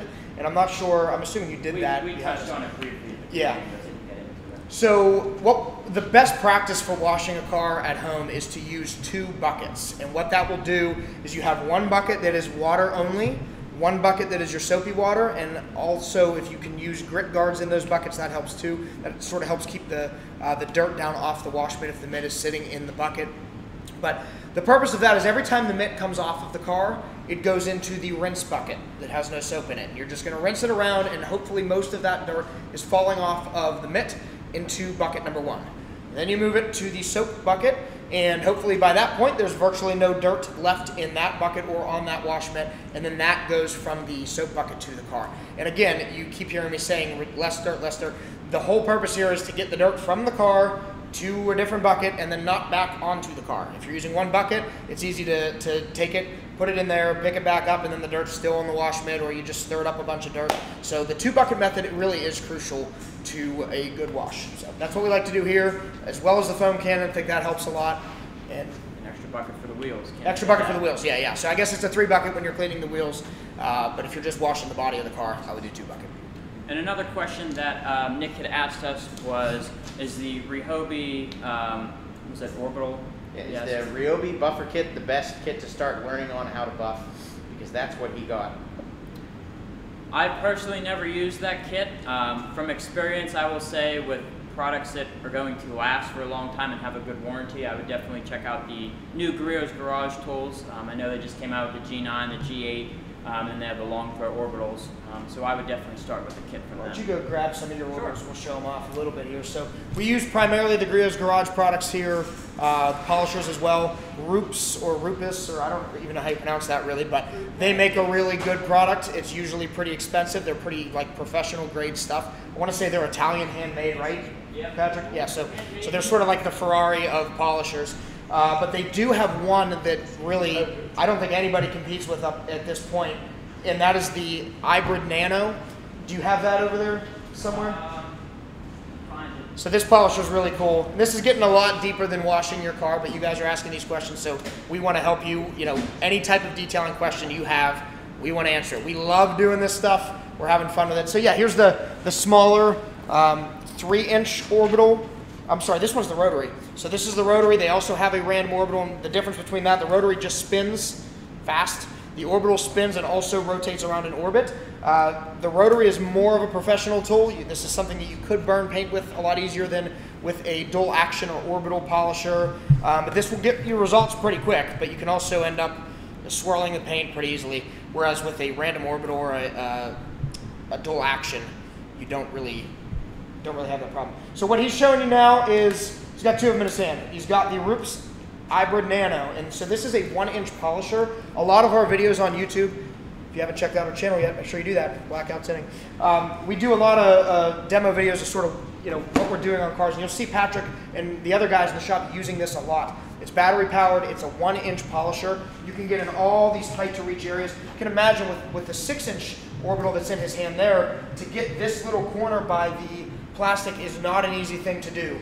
That 1-inch polisher takes care of that. So your process, you're going to use the 6-inch to polish most of it, but then you're going to go back around everything, right, with the 1-inch? Is that how that works? Yeah, so me personally, I've definitely used the 6-inch tools a lot, and this is the GR9, I believe it is. Yeah, G9 from Grio's Garage. I use this tool mainly for polishing, but I have basically dumbed down from using a 6.5-inch backing plate to a 5.5, so I basically use like a G15 tool. So that's kind of like my go-to tool now is, the small, a little bit on the smaller size, because I can, focus the pads on a specific area more. But using these smaller tools is great because when you're getting to a surface like on the back side of this fender where it kind of curves up towards the windshield there, it's a very, it's a very tight curve. So trying to get that with a bigger tool, you're not going to effectively cut that area out. So using a smaller tool like this, and you can even put this on rotary, which is also a great benefit, but kind of trimming that area out to kind of take the scratches out before going over to with a larger tool is very beneficial. All right, guys, so I have one question coming up again, and it's from the Lord Be With You. He is asking about filtered water. So as you guys know, I've already touched on this earlier, but I don't personally use filtered water. What I use is an ionization system, which, for lack of a better term, it basically is a filter. And what that allows you to do is wash the car, soap it up, wipe it down. It is totally clean at that point. You hose it off one final time with this deionized water. I'm getting tripped up here, but basically you do a final rinse with that product, and what that's going to do is put a perfectly clean water on your surface, so it's not going to dry and leave any water spots behind. That is, it can be somewhat of a replacement for drying. Now, as Josh stated earlier, the best way to dry your car is to get as much water off of it and whatever else is left in the crevices and stuff like that. If that is your deionized water, it's going to stop those from water spotting. But ideally, you want to get as much of it off the surface as you can. So I wanted to answer that question because that has come up a couple times in this feed, and like Josh said earlier, he doesn't have to use one here at Blackout because they already have pretty high quality water. A lot of us don't have that same privilege, I guess. My water at home is kind of hard, so it water spots a good bit. Another good question from Tony. Do you wash the mitts in a washing machine? Yes. We do wash all the wash mitts and the microfiber products in a washing machine. Always remember to, if you are going to be washing wash mitts, always wash everything microfiber together. So don't be mixing in microfiber with terry or microfiber in your beach towel. Never mix any of those together. Always keep it microfiber only. But you can use a little bit of a mild detergent when you are putting them in the washing machine. Is there a special detergent available for that? I know we touched briefly. There is a whole bunch of different ones on the market. Rags to Riches is one that I know that comes to my mind, and you can get that, I believe, on the Rag Company. We can put a link in for that. But there are a bunch of different ones you can use, in your washing machine. So, guys, while we're in an interim here, we're still waiting for questions. So anything you want to have answered by the professionals here, please throw it out there. But in the meantime, I'm going to ask Patrick another question. Uh-oh. And it's because this beautiful Challenger is sitting behind him. Tell me how I could go about fixing a scratch on a matte surface. Ooh, that's a good question there, Justin. You're going to really throw me into a loophole Tell me here. why it's a different experience from... So, what's that? Yeah, go. You want to jump in? I don't know. That is a fun question. That is a fun question. So obviously with these matte surfaces, there's not too much that you can do with fixing a scratch, at least to my knowledge that I know, because I know on Mercedes that come in here that they are a matte painted vehicle, but they still have a clear coat on them. But you can't buff them. You know, you can't do much of that nature. Yeah. So a matte finish is really exciting. Like he said, it is what it is. Even when the painters paint it, they hate it. You can't wet sand it. You can't buff it. You can't do anything. It gets sprayed and that's it. So if you get a scratch, like Patrick just said, there's no polishing it out, because if you polish a matte surface, it's going to get shiny. You're going to see it. So the only real thing to do with a matte finish is to protect it from day one. We tell people that all the time, and some people don't listen to us, and then they call us 6 months later and say, hey, I got the scratch, what do I do? There's nothing. You can't do anything. If you choose to opt for a matte finish paint job around the entire car, Mercedes offers them, BMW offers them, I think they call them frozen finishes. I think Hyundai actually has some. Porsche? Does Porsche have them? That's a good question. Porsche, Lamborghini. I'm not sure if you can order those that way or not. I've seen a couple on Aventadors. Justin's saying Aventadors, he thinks you can. Oh, that one Aventador that we did. Yeah. That black Pirelli edition one. So, yeah, you just got to wrap those things with XPEL Stealth. If you're going to spend the extra money on that, with Mercedes they call it a Magno finish. Spend the extra money on protection too. I do have a story about that. This happened years ago, and if you're a body guy, any painters watching this, feel free to chime in and tell me if I'm wrong. I understand enough about paint to be dangerous with it, but I don't do it for a living. So there was a G-Wagon that I want to say the roof of it got scratched. I don't remember exactly what the scenario was, but it was a Magno finish and it needed repainted, and the body shop had to get somebody flown in from PPG to do it, because none of the body technicians even felt comfortable doing it. And these are guys that, you know, they're good, they know what they're doing, put out great work, but they said, hey, heck with this, we're not messing with this, because you're just going to have problem after problem. So we always are an advocate of protecting the factory paint, because nothing is ever going to be as good as the factory paint. I'm sure people will argue with me on that too, but I'm telling you, it's true in 99% of the case. With a matte finish paint, that's 10 times amplified. So. All right, guys, so I have one other question from Nick. He must not have been here earlier when we answered this. He wants to know what the best degreaser or wheel cleaner to clean your wheels with, and what type of brushes and rags. So there's a bunch of different wheel cleaners. Patrick touched on a few that he likes. I love the Griot's heavy-duty wheel cleaner. It's pH neutral, and it's still pretty aggressive. And as far as brushes and tools, Patrick, take it away. So as far as brushes and tools, you definitely want to have a very soft bristle, especially if you have like a gloss black wheel. So anything with boar's hair. Boar's hair is definitely a big thing for wheels. I know they make boar's hair lug nut brushes, so you can use those to get the lug nuts in like the tight areas of a wheel. I would also recommend like a sheepskin, I think it is, like a sheepskin wheel mitt. It's a super, super soft wheel mitt, which will allow you to, reach and clean so many different areas of your wheel. And then wheel barrel brushes. I know we touched on the one that we use here, which is like a generic wheel brush. But they also make ones that are microfiber, so it'd be a lot safer, on delicate areas, I can say. And then, anything soft for the wheel. Tires, I would definitely get like a specific brush for your tire or your wheel well. Just depends on how crazy you want to get into it. So, actually, this is a good question for you, Patrick, because I've seen you doing this sometimes. Do you use any specific gloves when working on cars to help keep your hands safe? Or that's a great question. Usually when I am prepping a vehicle or paint correcting it, I usually don't wear any gloves. When it comes to applying a ceramic coating or doing anything with ceramic, I always have gloves on, just because A, the ceramic does not smell the best, and B, I also don't want it to adhere to, my hands or anything else. Another good one, again, from the Lord be with you. What's the best tire dressing to use? They personally like the wet shine look. Glossy tires. We got some good old... For glossy, that's what we like. For glossy, we like to use the aerosol, which is the Griot's Garage Black Shine. If you are not a shiny person, you like satin, they also do have it's called black satin, right? Black satin tire shine as well. So kind of get the best of both worlds, easy application. But I'll give you a pro tip. If you are using an aerosol, spray it on you know, let it sit for anywhere between 20 and 30 minutes, and always, always, always wipe the tire off, because all of this extra product is going to be applied to the tire.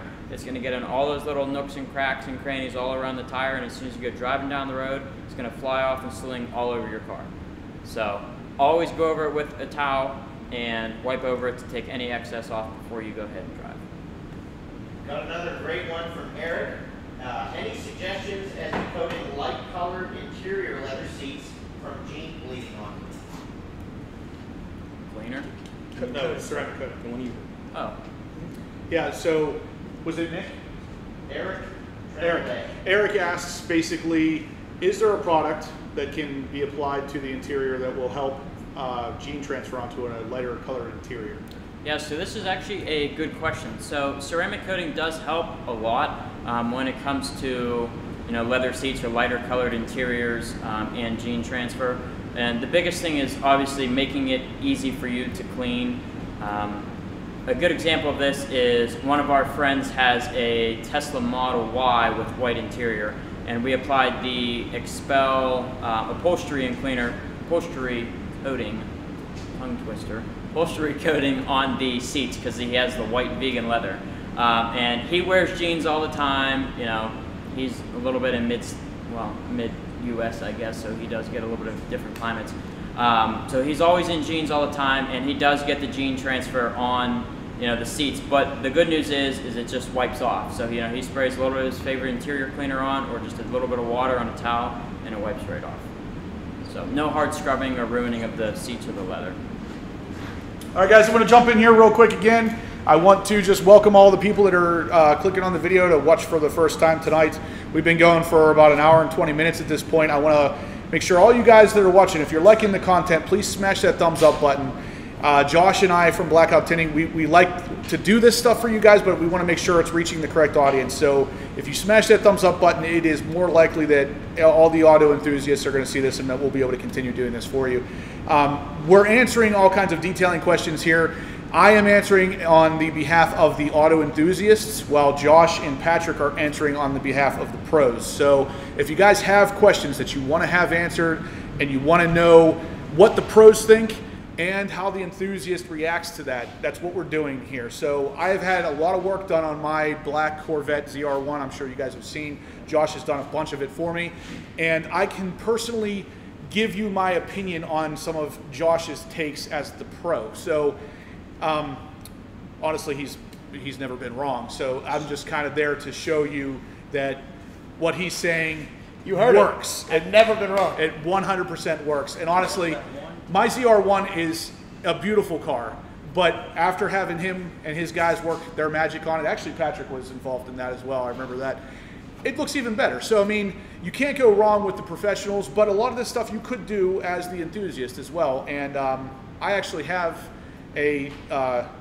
random orbital polisher. I have a lot of buffing compound. I have a lot of the buffing pads. I've done a lot of this stuff in the past myself as the enthusiast, and I love coming up here and watching what they're doing compared to what I used to do, because even though what I did got the job done, I wasn't doing a lot of it the way it should be done. And it's really interesting to see both sides come together and really understand why it's done a certain way and vice versa. I mean, this is super helpful if you guys are anything like me and you want to be the detail guy for your own car. But we have another question? Two different ones. One from Mark. What's your favorite clay bar? And that goes along with that versus a synthetic clay bar. And then I got another one for you after that, Patrick. All right, so before I let them answer, guys, please smash that thumbs up button so we know we can keep doing this for you guys. So, favorite kind of clay bar, and do you like a normal one versus a synthetic clay bar like Brio's makes? Yeah, so my favorite clay bar is going to be the, find it here, the paint cleaning clay from Brio's Garage. Personally, I like the traditional clay bar versus a synthetic mitt. I have used the Brio's Garage and other branded synthetic mitts in the past, clay mitts, and they are not my favorite. I have found that even with using a lot of lubricant, either if it's soap or detail spray, I still get marring marks on the surface, and I don't get that with traditional clay. So easy answer is regular clay. Sure. Another one from Samson again. Are all microfiber towels created equally? For example, those Walmart ones versus higher end auto suppliers. So that is a great question. So no, not all microfiber towels are created equally. You will find that some of the the lower grade microfiber towels aren't going to have a super high GSM on it or grams per square meter. So they're not going to be as soft. So if you go to like Walmart or your advanced auto parts store, you can get different microfiber towels there. Some of them are good, some of them are bad. If you can get one that the fibers are a little bit longer, which means they have a little bit higher of a GSM, that's definitely going to be a better option for you. Also want to watch the edges of them. Do the towels have like a polyester edge on them? Are they just straight microfiber, or is it anything else? So the answer is no. All right, got a couple other questions here. Thank you guys, by the way, so much for asking questions. It keeps us excited. We're literally obsessed with this stuff. We could talk about this all night. So, is it safe? Or somebody asked about vinyl wraps. Basically, are the products that we're talking about safe for all vinyl wraps? I think it was a graphics company that asked the question, and I hesitate to say all products are safe for all wraps. I know matte finish vinyl wraps stain a lot easier than other wraps. Now, ceramic coatings, if that's what you were asking about in particular, they are safe for wraps. We do wrap here. We also ceramic coat. We ceramic coat over top of vinyl wraps all the time. It's going to do a couple things: help protect it from UV and environmental damage, help protect it from staining, help amplify the gloss if it's a glossy paint job, or I'm sorry, vinyl wrap, and yeah, just overall improve the appearance and the ease of maintenance for that. On the other hand, a matte finish vinyl wrap or a satin finish, it's still going to reduce staining, and things don't stick to it. It's actually really beneficial on a satin or matte finish. This, for instance, has PPF on it. It's not vinyl, but similar on a matte finish. This is coated. So people ask us all the time, and some people argue with us, but we know this is coated. It does not really change the appearance. If you have it side by side, like if you coat halfway down the hood of this, you will notice a very, very, very slight difference in gloss from one side to the other, but it doesn't drastically change it. Yeah, and I would add to that, like it kind of offers a little more of like a sheen on those areas. Yeah. We do wheels, satin finish wheels a lot. So there's two other questions about PPF that we want to address as well. So one of them, PPF is paint protection film. For those of you that don't know what that means, that's a thick plastic coating basically that goes over top of the paint. It's designed to be relatively permanent, 10-year warranty, but also removable if the film gets damaged. So that's what we're talking about here. The front end of this car has it. You can't tell the difference between the part that has it and doesn't. It's basically invisible. That's the purpose of it. It's clear bra. You guys have seen the leather bras. This is a clear version of that, and it's much more permanent. It looks way better, and it doesn't destroy your paint like the leather ones do. So the two questions we had, number one is how much does it cost to do like a full wrap on a C8 Corvette? Somebody asked about. We've done a ton of C8s, a lot. Most notably mine. Most notably it is, of course, yeah. Price, I'm going to throw a number out because I don't want to be that guy that won't throw a number out. And the reason I hesitate is because depending on where you're at in the country, as well as the quality of the shop and the product they're using, these prices can vary a lot. If you're talking a full wrap in Southern Miami with an inferior product with somebody that's been doing this for a year, you might get a price of $4,000 to wrap the whole car. Maybe $3,500 I've seen, which is just insane. It's impossible to make money. If you're talking about a shop in Los Angeles, Protective Film Solutions, for instance, awesome shop, awesome quality work. Ryan, the guy that owns it's fantastic. The techs are great. They use a great product. They use XPEL. They're going to be some. They might be upwards of like. I mean, I'm not going to speak for them, but in the Los Angeles market, 8 to 15. I've seen $20,000 paint protection film wraps. So we around Pittsburgh are going to fall somewhere right in the middle there. We're going to be somewhere like the $6,000 to $9,000 range, depending on what the vehicle is, exactly what you want to do on it with the XPEL product. There's also a couple of different versions of XPEL. There's an 8 mil, there's a 10 mil, there's stealth. So it can vary a lot, but that's a general idea. Now the other question we got was actually through email to Justin's email, but they're watching live right now. So they asked about a spray-on paint protection versus a film. And the spray on, I don't have a whole lot of personal experience with it, I'll tell you that, and I don't know if you do. No. So I have seen it in person, and I can tell you that it does not look good. like regular paint protection film does. You really can't tell this is on here. The spray on stuff is usually pretty rough looking.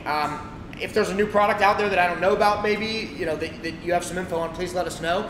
But they haven't caught on in the marketplace, which is a good indication to me that the people that are using them are not able to sell them very well because they probably either don't work or don't look good or something like that. So I know even 3M, I think, had a consumer grade spray-on coating at one point, and I don't even know if that exists anymore, but it never really caught on. So guys, I want to take a second to address the price of XPEL and the installation. Again, I'm on the enthusiast end, not the professional end. So when I first approached Josh to have some XPEL put on my C7 Corvette, he quoted me the price, and as a lot of you out there, I almost died. So I just spent $130,000 on my ZR1. I needed it protected, so I knew I had to do it. I paid for the installation of the front clip in the rear. Josh and I have become very close since that time, but basically that was not done for me for free. So as an enthusiast, I came to Josh because of the reputation he has in this area. I wanted the XPEL put on my car. Just like you, I gave him money and he gave me a product installation. So even on the enthusiast side, it is expensive, but I can tell you without a doubt, it has been worth every penny because I can actually drive my car. I'm not afraid to take it out of the garage anymore. And that by itself, to me, I can't put a price on something like that. And to comment on that, a lot of people, and maybe some of you watching are thinking, I've seen this comment time and time and time again, I'm not going to wrap my car to protect it for the next guy or whatever. That is completely missing the point. I am a driver. Those of you that are looking at me in person here, I beat the crap out of my cars. I drive them hard. I think that they're made to be driven. He knows, he does similar. He probably doesn't thrash on them as hard as I like to, but he drives his car. And the reason that we wrap them is because we drive the car. I don't care about the guy that might have it after me if I ever decide to sell anything.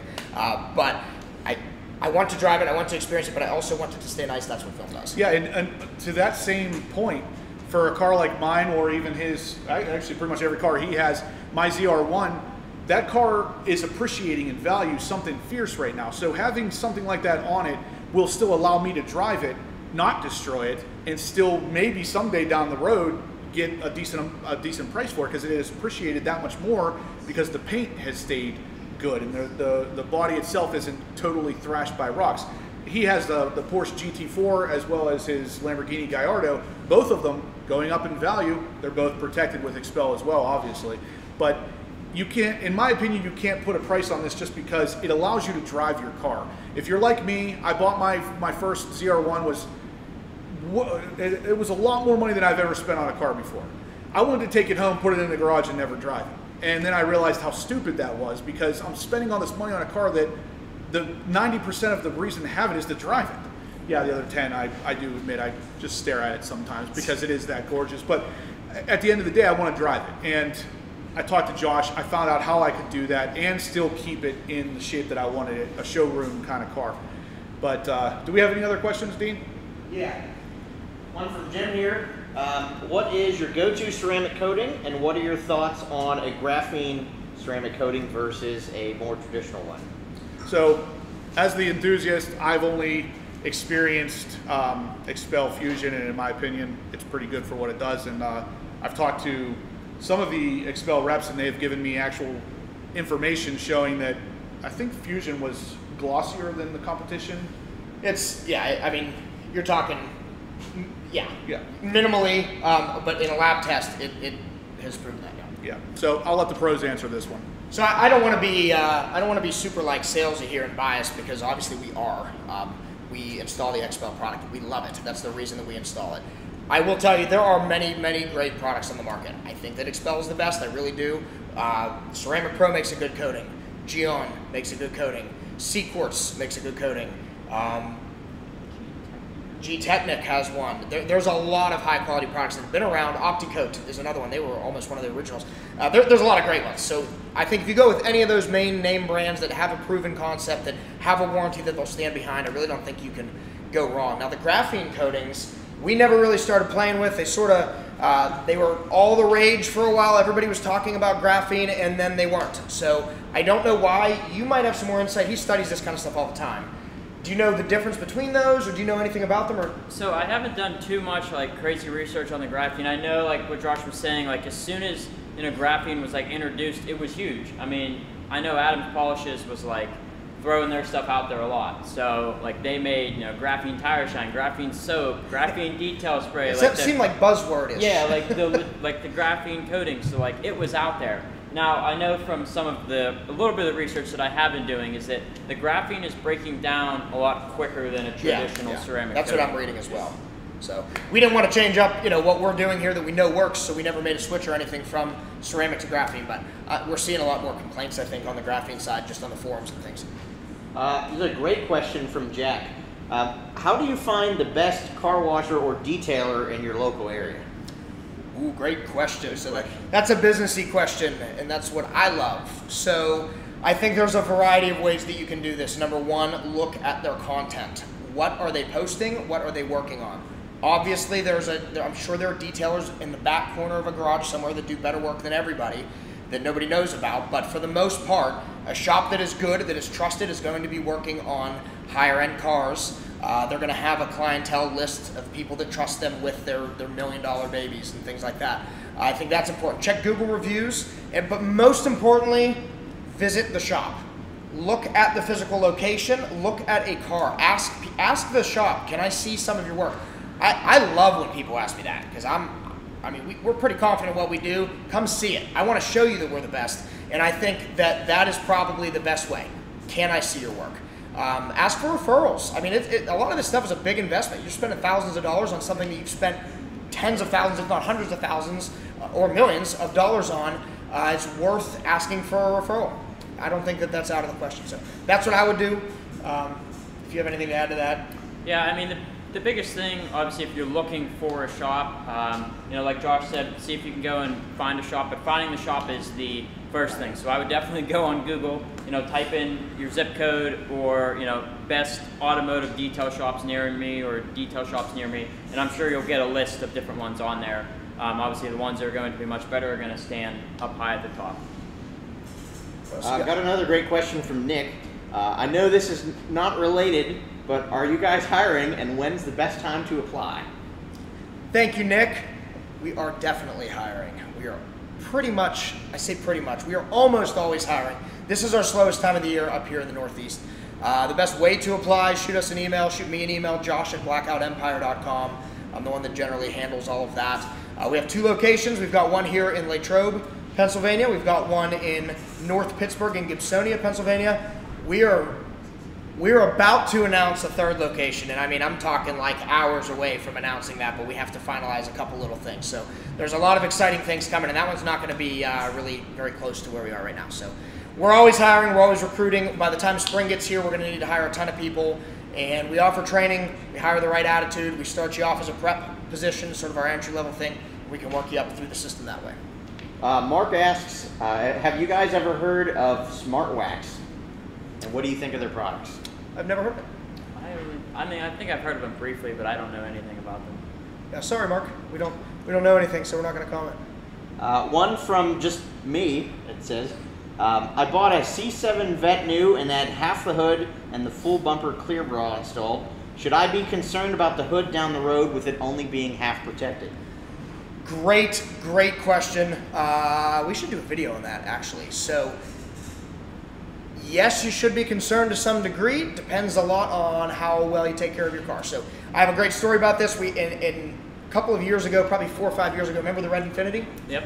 We had an Infiniti come in. It had like 140,000 miles. The car was relatively clean. It had a partial front end on it, just like that. So, for those of you that don't know what he's talking about, on the hood, people will do just the first 18 to 24 inches of the hood with paint protection film, and because it's so invisible, you really can't see it. You can see that line a little bit from certain angles or if it gets dirty, but that's a popular thing. Nowadays, we're doing more full hood and full fender coverage than anything. That's almost all that we do, but the partial options do exist. What happens is the film allows the sunlight to penetrate and everything so that it fades at the same rate, but the area behind the film is going to get scratched up and nicked up. from washing and from daily driving and use. The area underneath the film isn't. So when it comes time to remove the film, you're going to notice a couple things. And if it's a high quality product, where the film is still going to look great. There's not going to be scratches. There's not going to be rock chips on it. The part behind it might have that. If you remove it, the paint underneath is going to look really, really good because there's not all those scratches and things. So in the case of the Infiniti, it was you that did that car, right? I think it was. It was a while ago, but A long time, a lot of cars ago. yeah, we had to pull the film off to redo it, and there were hardly any chips underneath the film, which was awesome. But then Patrick polished the rest of the car, and once that was done, minus a couple little chips from areas that weren't protected, we were able to get the paint to match and look great again. So it might require some work after you pull that off. Another question, what would be a good product to apply to help repel water from the car glass and the windshield while you're driving? There's a lot of products for that. Yeah. You've all heard of Rain-X. That one exists. That's a really consumer grade. Not something that we use often, but that's worth mentioning, I think. We use a ceramic coating on the glass. We use what do we primarily like to use? XPEL Fusion Glass or Yep. Ceramic Pro Rain. Ceramic Pro Rain. It's a great product. Yep. Yeah. How about those spray-on coatings, the consumer grade ones like the Ceramic 3-in-1? Do those work on glass? Yeah, so Ceramic 3-in-1 does go on glass. You can basically put that product on any exterior surface. Another good product to note that just was recently released a couple months ago is the Grillo's Garage ceramic glass cleaner. So not only do you get a really good window cleaner, but you also get those ceramic properties combined into that product. Yeah, good point. All right, so if you guys have seen the recent video that I actually did up here at Blackout Tinting, Josh applied a windshield protection for me and the windshield tint on the inside. It was ceramic coated right afterwards with XPEL Fusion, and I've driven that car twice now in the rain. I have not used my wipers yet. And in Pennsylvania, when it rains, it rains. If you're going, and I actually have a video of it on, I put it on my TikTok actually. As soon as that car hits 40 miles an hour, the rain literally just sheets off of it. Like, I don't have to use a wiper. The ceramic coating is that good on the windshield. So with that said, I would always recommend ceramic coating the windshield. Great question to go with that. Someone asked, what do you recommend to protect against windshield chips? And There you go. can you put normal XPEL on your windshield? We had some of that sitting over here. I don't know where it went, but Becca's going to maybe grab that right now. Point them to the video I just did on this. Oh, okay, yeah. Justin just did a video on protecting the windshield on his Corvette. So the product that we like to use, thank you, Becca. There's a couple of them out there that are great. There's one called Clearplex. Great product, great company, great people at that company. Difficult to install. So we've basically switched to a company called S-Tech. They have something called DynoFlex, and you can see it here. This has a liner and a cap sheet on it, but it's really, really clear, and it's rigid. It's like paint protection film. Regular XPEL we don't recommend doing on a windshield. The reason for that is the clarity is not quite perfect enough for a windshield, and I say that like carefully. It's pretty freaking clear, but when you don't want that on a windshield, you want it to be a lot, as clear as humanly possible. So this is designed specifically for the windshield. That's what we use. I would not use XPEL on that. Now, with that being said, some like side-by-side off-road vehicles and things like that, we've done XPEL on those windows before and never had a complaint. So, talk about the fact that in our cross-country trip video, you had the STEC windshield protection on there and how that worked out for you. Yeah, so actually I've had 2 cross-country trips with 2 different products on the windshield. One was the GT4 down to Key West with Justin, and one was the Hellcat Charger to, where'd we go, Yellowstone, and then we went to Utah and had a lot of fun on a dry lake bed, kicking up tons of rocks and dust. It was probably horrible for the car, but it was a blast. Held up really, really well. After we did about 6,000 miles on that trip, again, a lot of that was abuse. A lot of that was high speed in Mexico. We may have hit 180 or so miles per hour. Not confirming that. Not confirming or denying that, but obviously south of the border. And the product's still on my windshield. It still looks great. There's no scratches in it. There are some rock chips in it, but it's in the film. It's not in the windshield. So at some point soon, we're going to do a remove and replace video and get the piece of film and show you how much abuse it took and how perfect the glass is underneath. But yeah. All right, guys. So I want to ask for some more questions at this point. It's kind of starting to slow down, it looks like. While you're at it, thinking up some awesome questions for the professionals here, smash that thumbs up button. Let us know you're liking the content so we can keep kind of doing this stuff for you guys. If you're just now joining the channel, what we're doing here is asking the detailing pros and having an automotive enthusiast give his take on the pros' answers or products. Like I said, we're looking for questions because it's not often we get to sit down with the professionals like this. A lot of times you are either paying them for doing a service on your car before you get to ask questions like this. It's typically you don't get to do this for free. So they're here, use them. I'm telling you, you will not regret it. And I know you all are going to leave here learning something. So yeah, you want to bring all the questions you possibly can to these guys. Yeah, we want to help you guys out. I know a lot of you are car enthusiasts in your garage working on your own stuff. So now we did just have a question about windshield protection, and I wanted to kind of touch on what Josh just said. I drove my personal 2020 C8 Corvette from Pennsylvania to the Florida Keys and back, and I had, at the time, I had Clearplex installed.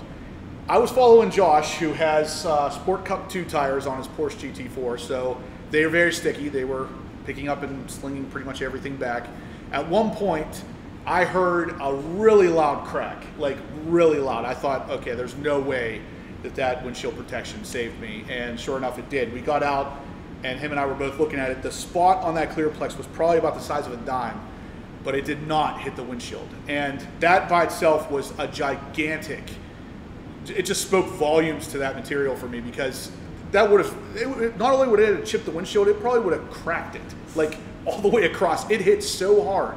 And I was telling Josh, I said that you can't put a price on that, because otherwise that whole windshield would have needed replaced, and then God knows how that works. yeah.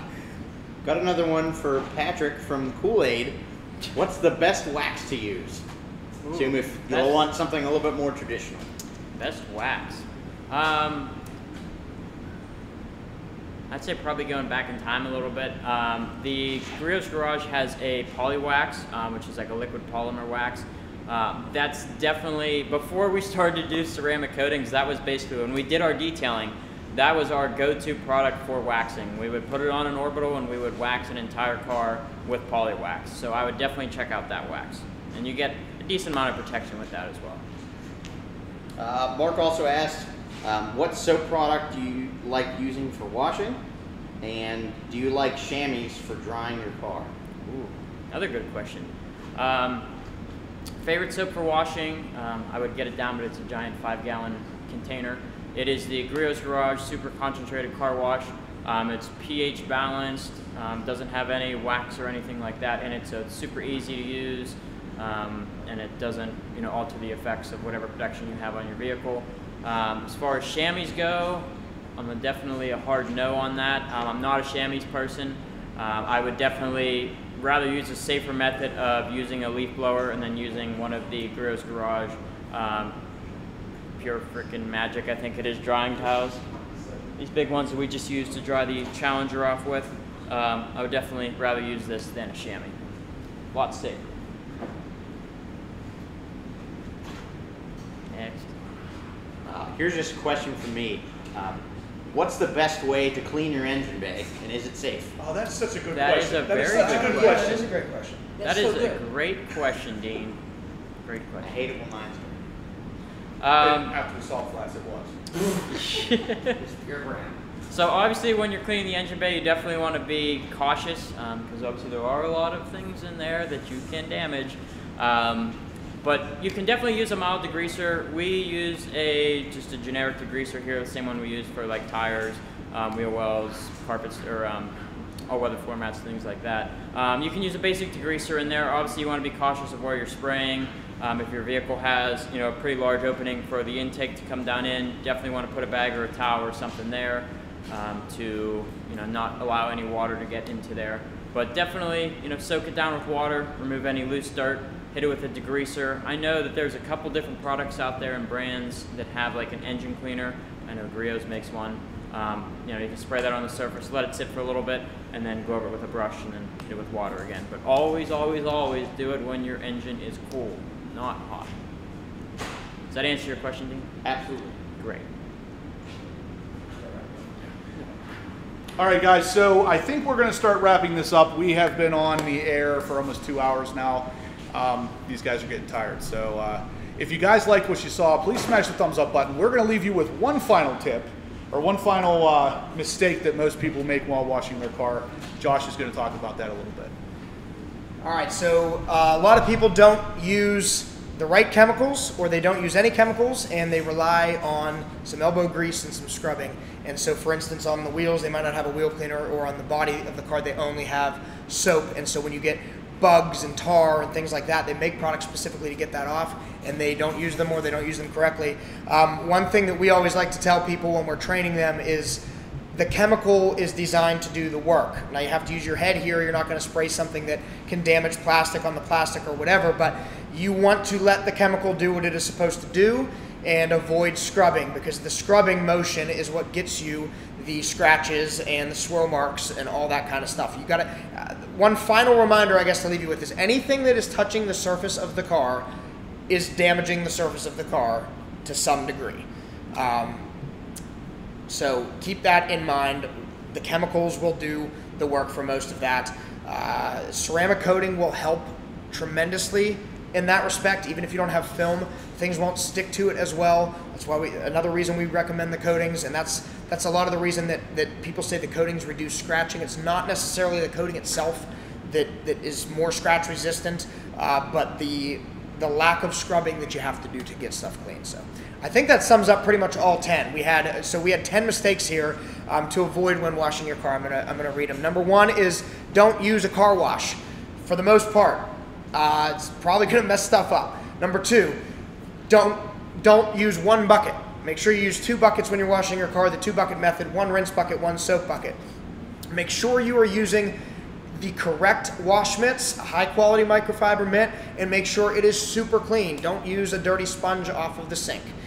Don't use a sponge to begin with, for the most part. Don't use your mom's dirty dish towel to dry the car, and her palm olive soap, or whatever she might have underneath the sink, or your beach towel. Don't do that. Those aren't designed to dry cars. There are products that are designed to do that and not scratch the car. Second shift, that's what we call that here. When the auto lights shut off, that means 12 hours ago somebody walked in this building and turned those lights on, so bear with us. There they are. Thanks, Dean. Wash the car from the top down. Use gravity to your advantage. Don't drag all of that crap from the bottom up the rest of the car. A lot of people will wash from the bottom up. Don't do that. Don't use the same wash mitt or tools that you use on the paint and the wheels. Don't cross-contaminate, basically. Have a wheel setup, have a paint setup, and keep those very separate, including buckets. Don't use a spray detailer on a super dirty car. We kind of touched on this a little bit, but if the car is filthy, don't grab Speed Shine, don't grab, there's a million different spray detailers. Don't do that. You're just scraping around dirt. Those are designed to get like little things off. Maybe you're at a car show and there's bird droppings on it, and you want to lift that safely with a lubricant. That's what those spray detailers are for. With that being said, don't dry wipe a car. If you're going to wipe a car down, at least use something like Speed Shine. And that's number, where was that? That was number 8. Number 9, don't wash a car in the direct sun. We didn't touch on this too much, although Patrick talked about the surfaces being warm. You don't want the products that you're spraying on the car to dry. Indirect sun, that's bad. It can stain stuff. It's just annoying. It's hard to do. It's hard to dry the car off and wash it properly. Try to wash it in the shade and when it's cool. And last but not least was the scrubbing and letting the chemicals do the work. So, guys, I think I speak for all of us here. Thank you very, very much for watching. We love doing this kind of stuff. If you enjoy it, please let us know. I'd be more than happy to do this kind of thing more often. I know Patrick loves it because he eats, sleeps, and breathes this stuff. We talk about this stuff all day. And this guy's obsessed, not only with horsepower, but everything car related. So thanks for having us on the channel. I really appreciate it. Absolutely, guys. Thank you for coming on the channel, because these are topics I think that everybody can benefit from learning more about. If you guys agree, smash that thumbs up button. I'm always interested to hear your thoughts and comments in the comment section down below. Let me know if you're liking this kind of stuff, what you would like to see next. I love doing these kind of live videos for you guys because honestly they're a blast. These guys are ridiculously fun to hang out with, and we can bring you quality content like this that will actually let you learn something. So let me know in the comment section what you'd like to see next. And in the meantime, smash that thumbs up button, and we will catch you guys in the next live video. Thank you very much. And hey, don't forget, winthesekeys.com if you want to win this Hellcat Red Eye, super modified, tons of horsepower. This thing is awesome.